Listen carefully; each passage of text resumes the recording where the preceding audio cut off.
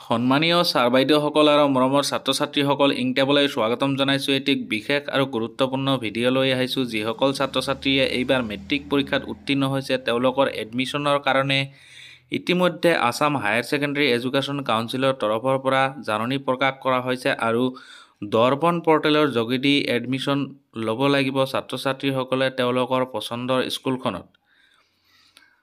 Class 11ত admission লোৱাৰ কাৰণে দৰ্পণ পৰ্টেলটো ইতিমধ্যে মুকলি কৰি দিয়া হৈছে আৰু এই দৰ্পণ পৰ্টেলৰ যোগেদি কেনেকৈ ছাত্ৰ ছাত্ৰীসকলে আৰু ছাৰ বাইদেউসকলে তেওঁলোকৰ নিজৰ ছাত্ৰ ছাত্ৰীসকলক এডমিশ্যন কৰাব আৰু কি প্ৰচিডিউৰ কি ডকুমেণ্টৰ প্ৰয়োজন হ'ব, ইয়াৰ লগত জড়িত বিভিন্ন ধৰণৰ তাৰিখ যেনেকুৱা মেৰিট লিষ্টৰ তাৰিখ বা কিমান তাৰিখত এডমিশ্যন হ'ব ইত্যাদি কথা মই এই ভিডিঅ'টোৰ যোগেদি আগবঢ়াবলৈ যত্ন কৰিম। গতিকে শেষলৈকে ভিডিঅ'টো চাব স্কিপ নকৰাকৈ। আৰু যিসকল ছাৰ বাইদেউ বা ছাত্ৰ ছাত্ৰী এতিয়ালৈকে ইংটেপ চেনেলটো ছাবস্ক্ৰাইব কৰা নাই তেওঁলোকে সোনকালে ছাবস্ক্ৰাইব কৰি লওক, যাতে এনেকুৱা ধৰণৰ যিকোনো ভিডিঅ' মই আগবঢ়াৰ লগে লগে আপোনালোকে তাৰ ন'টিফিকেশ্যন পাই যায়। ইয়াৰ কাৰণে আপোনালোকে চেনেলটোৰ কাষতে থকা বেল আইকনটো ক্লিক কৰি দি অল ন'টিফিকেশ্যন অন কৰি দিয়ক।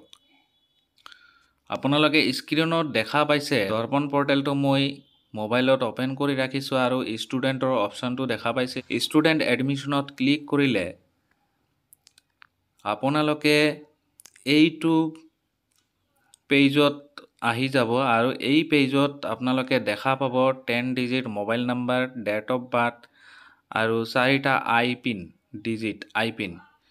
তো যিসকলে অলৰেডি ৰেজিষ্ট্ৰেশ্যন কৰিছে এই পৰ্টেলটোত তেওঁলোকে এনেকৈ লগইন হ'ব, কিন্তু যিসকলে এতিয়ালৈকে এডমিশ্যন কৰা নাই অৰ্থাৎ ৰেজিষ্ট্ৰেশ্যন কৰা নাই তেওঁলোকে ক্লিক হেয়াৰত ক্লিক কৰি দিব আৰু ক্লিক কৰাৰ লগে লগে এই পেজখন খোল খাব আৰু ইয়াতে বৰ্ড, তাৰপিছত কি পাছ কৰিছে ইয়াৰ এই গোটেইবিলাক বস্তু, ৰোল নাম্বাৰ, মাৰ্কছ কিমান মাৰ্কছ পাইছে, টোটাল মাৰ্কছ কিমান আছিল, পাৰ্চেণ্টেজ কিমান, গ্ৰেড কি পাইছে আৰু নিজৰ নাম, ডেট অফ বাৰ্থ, মাকৰ নাম, দেউতাকৰ নাম, গাৰ্জিয়ানৰ নাম, ইমেইল আইডি, মোবাইল নাম্বাৰ, তাৰপিছত নেশ্যনেলিটি, আধাৰ নাম্বাৰ, পাৰ্চনেল ইনৰলমেণ্ট নাম্বাৰ, লগতে এড্ৰেছ, এই গোটেইখিনি বস্তু দি পেলাই ছাবমিট কৰিব লাগিব। ছাবমিট কৰাৰ পিছত তেওঁলোকৰ ৰেজিষ্ট্ৰেশ্যন হৈ যাব আৰু ৰেজিষ্ট্ৰেশ্যন কৰাৰ ক্ষেত্ৰত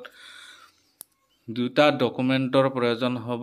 এটা হৈছে পাছপৰ্ট চাইজ ফটো যিটো মেক্সিমাম 1 MB ছাপোৰ্ট কৰিব আৰু এটা হৈছে ক্লাছ 10ৰ মাৰ্কশ্বিট।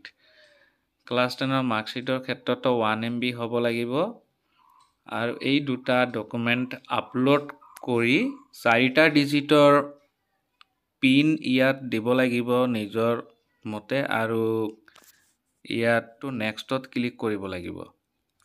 মই ভিডিঅ'টোৰ আৰম্ভণিতে এটা কথা কৈছিলোঁ যে আসাম হায়াৰ ছেকেণ্ডেৰী এডুকেশ্যন কাউন্সিলৰ তৰফৰ পৰা ইতিমধ্যে এটি জাননী প্ৰকাশ কৰা হৈছে আৰু আপোনালোকে স্ক্ৰীনত দেখা পাইছে 22/4/2024 এই তাৰিখত এই জাননীটো প্ৰকাশ কৰা হৈছে আৰু ইয়াত এডমিশ্যনৰ বিষয়ে উল্লেখ কৰা হৈছে যিসকল ছাত্ৰ ছাত্ৰীয়ে এইবাৰ মেট্ৰিক পাছ কৰিছে তেওঁলোকৰ। ইয়াতে উল্লেখ কৰিছে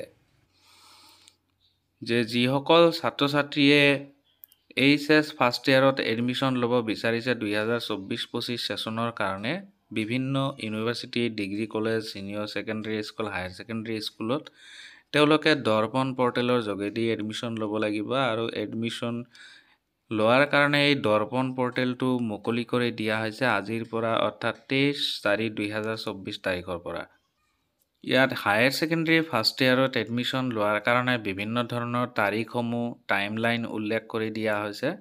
submission of online application by applicants. Online application আৰম্ভ হ'ব 23/4/2024 তাৰিখৰ পৰা 2/5/2024 লৈকে। প্ৰিপেৰেশ্যন অফ মেৰিট লিষ্ট, ৱেইটিং লিষ্ট বাই দ্য ইনষ্টিটিউশ্যনছ। স্কুলৰ তৰফৰ পৰা মেৰিট লিষ্ট অথবা ৱেইটিং লিষ্ট হেংগিং কৰা হ'ব, পাব্লিছ কৰা হ'ব 3/5/2024 তাৰিখৰ পৰা 4/5/2024 লৈকে। Publication of provisional selection list, ৱেইটিং list valid up to 10/5/2024। Merit provisional merit list অথবা ৱেইটিং লিষ্ট যেটো ভ্যালিড থাকিব 10/5/2024 লৈকে এটো প্ৰকাশ হ'ব 5/5/2024 তাৰিখত তাৰ পিছত acceptance of admission offer by students স্কুলৰ তৰফৰ পৰা এডমিশনৰ কাৰণে অপচন দিয়া হ'ব একচেপ্ট কৰাৰ কাৰণে ষ্টুডেন্ট সকলে সেই একচেপ্ট কৰিব লাগিব 6/5/2024 পৰা 8/5/2024 তাৰিখৰ ভিতৰত confirmation of admission by institutions in Darpan online আৰু স্কুলৰ তৰফৰ পৰা কনফাৰ্মেশন জনাব দিব সেইটো তাৰিখ দিয়া হৈছে 9/5/2024 তাৰিখৰ পৰা 10/5/2024 লৈকে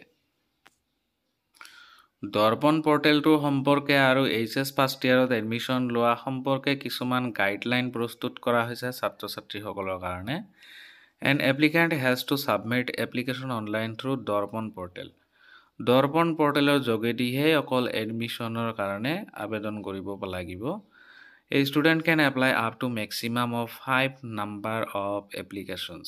এজন ষ্টুডেণ্টে maximum 5খন এপ্লিকেশন কৰিব পাৰিব 5খন স্কুলৰ কাৰণে To edit profile of a student, he or she can visit profile tab in the institution student dashboard before preparation of selection list by the institution. The profile of a student can be edited only once.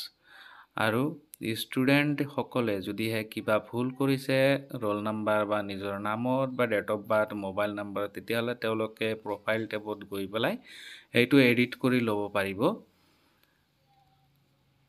স্কুলৰ তৰফৰ পৰা selection বা merit list publish কৰাৰ আগতে আৰু এবাৰে ষ্টুডেণ্টে এই এডিটটো কৰিব পাৰিব এবাৰ এডিট কৰিলে আৰু সেকেন্ড টাইম এডিট কৰিব নোৱাৰে publish selection list The published selection list and waiting list for the admission into HS first year will be made available in the Darbon portal for the students. The students will be notified of their selection through SMS. আৰু কোৱা হৈছে published কৰা selection list আৰু ৱেটিং list এডমিশনৰ কাৰণে HS first ইয়াৰত সেই লিষ্টখন দৰ্পণ পৰ্টেলৰ যোগেদি ষ্টুডেণ্টে লাভ কৰিব লগতে সিলেকশনৰ মেছেজ এটা পাব SMS-ৰ যোগেদি আৰু স্কুলৰ তৰফৰ পৰা যদিহে কোনোবা ষ্টুডেণ্ট যিজন ষ্টুডেণ্টে সিলেক্ট হ'ব তেওঁক কেণ্ডিডেটজনক এপ্ৰুভ কৰা কাৰণে অপচন দিয়া হ'ব আৰু ষ্টুডেণ্টজনে লগইন কৰিব লাগিব দৰ্পণ পৰ্টেলত আৰু লগইন কৰিলে তেওঁলোকৰ এপ্ৰুভ কৰা অপচনটো আহিব সেই এপ্ৰুভটো তেওঁলোকে কৰিব লাগিব